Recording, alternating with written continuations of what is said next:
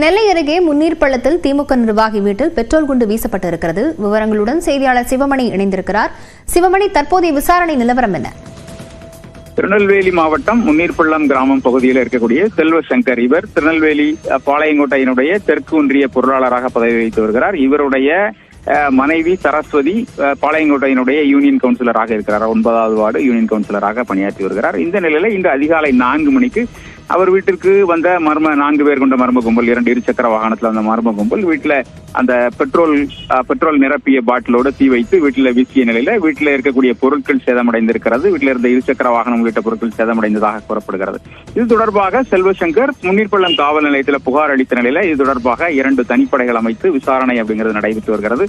4 பேரை தேடும் பணி தொடர்ந்து நடைபெற்று வருகிறது. வழக்கு பதிவு செய்து 4 பேரை தேடும் பணி அப்படிங்கிறது தொடர்ந்து நடைபெற்று வருகிறது. முன்விரோதம் காரணமாக இந்த சம்பவம் நடைபெற்றதா அல்லது கட்சி சார்பான மாற்றுக் கட்சி சார்ந்தவர்கள் வேறு யாரேனும் இந்த வெடிகுண்டை வீசினார்களா என்பது குறித்து விரிவான விசாரணை நடைபெற்று வருகிறது.